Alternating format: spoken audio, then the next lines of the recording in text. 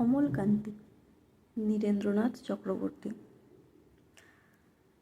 অমলকান্তি আমার বন্ধু। স্কুলে আমরা একসঙ্গে পড়তাম। রোজ দেরি করে ক্লাসে আসতো, পড়া পারতো না। শব্দরূপ জিজ্ঞেস করলে এমন অবাক হয়ে জানলার দিকে তাকিয়ে থাকতো যে দেখে ভারী কষ্ট হতো আমাদের।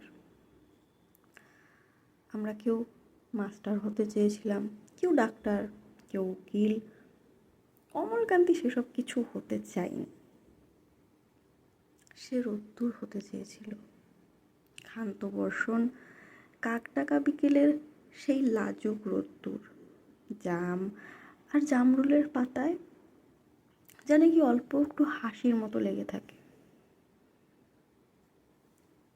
আমরা কেউ মাস্টার হয়েছি, কেউ ডাক্তার, কেউ উকিল।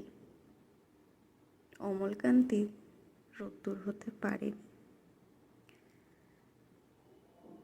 সে এখন অন্ধকার একটা ছাপাখানায় কাজ করে। মাঝে মধ্যে আমার সঙ্গে দেখা করতে আসে, চা খায়, এটা ওটা গল্প করে, তারপর বলে উঠি তাহলে। আমি ওকে দরজা পর্যন্ত এগিয়ে দিয়ে আসি।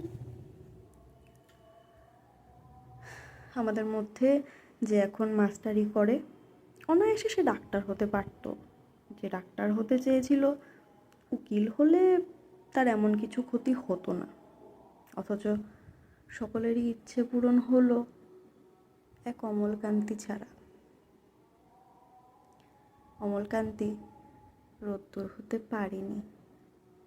সেই অমলকান্তি রোদ্দুরের কথা ভাবতে ভাবতে ভাবতে ভাবতে যে একদিন রোদ্দুর হতে চেয়েছিল।